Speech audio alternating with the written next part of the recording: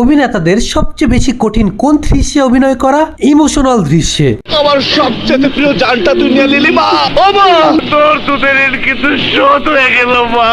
বর্তমান সময়ে অনেক নায়করা ঠিকমতো কাঁদতেও পারে না। বিখ্যাত অভিনেতারাই অনেক সময় ইমোশনাল দৃশ্যে অভিনয় করতে গিয়ে ওভার অ্যাক্টিং করে ফেলে, আবার অনেক সময় দেখা গেছে ঠিকমতো এক্সপ্রেশনই দিতে পারে না। কিন্তু আমাদের বাংলাদেশে কিছু লিজেন্ডারি অভিনেতা ছিল বা আছে যারা এই ইমোশনাল দৃশ্যে এমন ভাবে অভিনয় করত যে দৃশ্য চলাকালীন দর্শক তাদের জায়গায় নিজেকে অনুভব করতে পারত। এইসব দৃশ্যে তাদের মর্মান্তিক অভিনয় দেখে ইমোশনাল হয়ে দর্শকরাও কেঁদে ফেলতো। আর কিছু কিছু দৃশ্য তো এমনও আছে যা বাংলার দর্শকদের হৃদয়ে দাগ কেটে রাখবে বহুকাল। তো ভাই লোক, আজকে আমরা এমন কিছু অভিনেতাদের নিয়ে কথা বলবো যারা ইমোশনাল বা মর্মান্তিক দৃশ্যে অমায়িক এক্সপ্রেশন দিয়ে সেই দৃশ্যটাকে জীবন্ত করে ফুটিয়ে তুলতে পেরেছিল। ভিডিও শেষে আপনার কাছে আমার প্রশ্ন থাকবে, কোন দৃশ্যে বা কোন সিনেমায় অভিনেতার অভিনয় দেখে আপনি ইমোশনাল হয়ে পড়েছিলেন বা আপনার চোখেও পানি চলে এসেছিল? নাম্বার 6, কাজী মারুফ। দেখেন, আমি বলবো না যে মারুফ প্রত্যেক সিনেমাতেই ইমোশনাল দৃশ্যে দুর্দান্ত অভিনয় করতেন, তবে তার ক্যারিয়ারের শুরুর দিকের সিনেমাগুলোতে তার এক্সপ্রেশন ছিল টপ নোচ। বিশেষ করে ইতিহাস সিনেমায় সে জাস্ট দর্শকদের হার্ট ব্রেক করে দিয়েছিল।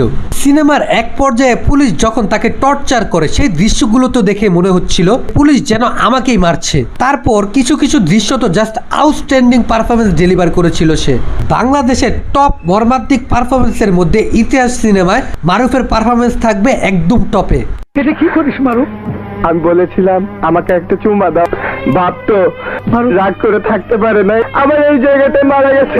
Number 5, sir Jasim. বিষয়টা মজার ছলে বললেও তাকে যেসব সিনেমায় গরিব হিসাবে দেখানো হতো, সেসব সিনেমায় একজন মিডল ক্লাস ম্যান হিসেবে সে যেই অমায়িক অতুলনীয় অভিনয়টা করতেন, সেসব দৃশ্যে তার অভিনয় দেখে দর্শকরাও মনে করতো যে এটা তাদেরই ঘরের গল্প। তাদের ভেতরের কষ্টটাকেই যেন জসিম স্যার নিজের মধ্যে তার সিনেমায় অভিনয় করে ফুটিয়ে তুলতো। জসিম স্যার আমার ফেভারিট ছিল অ্যাকশনের জন্য। আর আপনার কাছে তার কোন অভিনয়টা বেশি ভালো লাগতো অবশ্যই আমার কমেন্টে জানাবেন।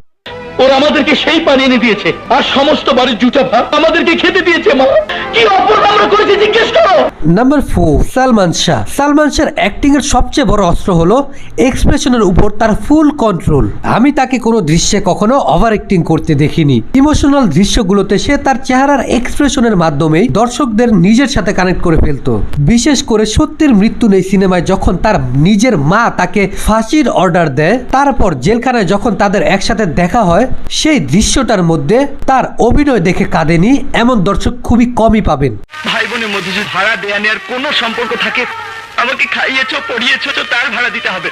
কি দিয়ে দেবো রে আপা? বুক চিরে কলিজাটা বের করে দিই। নাম্বার 3, শাকিব খান। এটা সত্য যে কিছু কিছু সিনেমায় সে ওভার অ্যাক্টিং করে ফেলেছে, আবার কখনো কখনো দেখা গেছে ইমোশনাল দৃশ্যে ঠিকমতো এক্সপ্রেশন দিতে পারেনি। তবে যারা যারা তার আগের সিনেমাগুলো দেখেছেন, কিছু কিছু সিনেমায় এতটাই টেরিফিক পারফরমেন্স দিয়েছে সে ইমোশনাল দৃশ্যে, আমি সেই সব দৃশ্য দেখে ইমোশনাল হওয়ার পাশাপাশি হতবাক হয়ে গিয়েছিলাম। সর্বশেষ তাণ্ডব সিনেমায় একটি দৃশ্যে যখন তাকে আয়রন সেলে রেখে টর্চার করা হয়, তখন একটা সিনের মধ্যে শাকিব খান এতটা মর্মান্তিক একটা এক্সপ্রেশন দিয়েছিল যে সিনেমা হলে আমার চোখে জাস্ট পানি চলে এসেছিল। যেই দৃশ্যটার একটা ছবি এতদিন পরে এসে ভাইরাল হয়েছে। তবে তাকে যদি ঠিকঠাক মতো ব্যবহার করা যায়, পুরনো চাল ভাতে বাড়বে বলে আমার মনে হয়। আমার সর্বনাশ হয়ে গেছে বাদল ভাই। ছোট বোনের বিয়ার গয়না বিক্রি করে আমার দোকান দিছিল, টাকা না দিয়ে আমার সব ফলগুলো লইয়া গেল। নাম্বার 2, স্যার রাজ রাজ্জাক। ইমোশনাল দৃশ্যে সে সবসময় আমার পছন্দের তালিকায় উপরেই থাকবে, কারণ ইমোশনাল সিনে এক্সপ্রেশন কন্ট্রোলে সে হলো সবার সেরা। এই কান্না আবার কাঁদতে কাঁদতে হঠাৎ করে হাসি, এইভাবে অভিনয় করার ক্ষমতা শুধুমাত্র বাংলাদেশেই না, পুরো এশিয়াতে 2-1জনই পারে। আপনি যদি তার বাবা কেন চাকর সিনেমাটা দেখে থাকেন, তাহলে বুঝতে পারবেন পুরো সিনেমাটাই শুধুমাত্র তার কাঁধের উপর ভর করেই ইতিহাস করে ফেলেছিল। আর বাবা কেন চাকর সিনেমাতে সে একবার পারফরমেন্স করেনি, 2বার পারফরমেন্স করেছিল বাংলাদেশ এবং কলকাতায়। আর দুটো সিনেমাতেই তার অভিনয় দর্শকদের মনে গেঁথে গিয়েছিল। আমি তো তোদের বাবা নই, আমি তো তোদের চাকর। এই বাড়িটা এখনো এই বুড়ো চাকরের। Number 1, Aslam Talukdar Manna. The king of emotional acting, the legend of emotional dialogue delivery. মান্নার কান্না ভেজা গলার ডায়লগ শুনে কাঁদেনি এমন দর্শক হয়তো বাংলাদেশে এখনো পাবেন না। তার কোন সিনেমার কথা বলবো বলুন? প্রত্যেকটা সিনেমাতেই ইমোশনাল দৃশ্যে জাস্ট কাঁদিয়ে ছেড়েছেন দর্শকদের। তার আম্মাজান সিনেমার ক্লাইম্যাক্স তো ছাড়িয়ে গেছে বাংলার সকল সিনেমাকে, শুধু কেঁদে বুকই ভাসায়নি, তাকে স্মরণীয় বানিয়েছে সকল শ্রেণীর দর্শকদের কাছে। আর সিটি টেরো সিনেমার ক্লাইম্যাক্সটা দেখে তো আমি জাস্ট সেই সময় পারিনি যে টিভির ভেতরে ঢুকে যাই শাকিব খানকে মারার জন্য। হায় রে, সেই ইমোশনাল দৃশ্যগুলো কোথায় হারিয়ে গেল। তার ইমোশনাল দৃশ্যগুলোর জন্য সে তার দর্শকদের কাছে অমর হয়ে থাকবেন। পিস্তল সহ ধরা পড়লে আমার ফাঁসি হয়ে দেবো মা গো, আমি বাংলাদেশ ছেড়েছিল বলছি রে, বাইরে পালাইছি মা গো, তুমি আমাকে বাঁচাও মা। তো ভাই লোক, এই অভিনেতাদের মধ্যে কার অভিনয় দেখে আপনি কেঁদেছিলেন, বা ইমোশনাল সিনে কার অভিনয় দেখে আপনার কাছে সবচেয়ে বেশি মর্মান্তিক লেগেছে, অবশ্যই আমার কমেন্টে জানাবেন।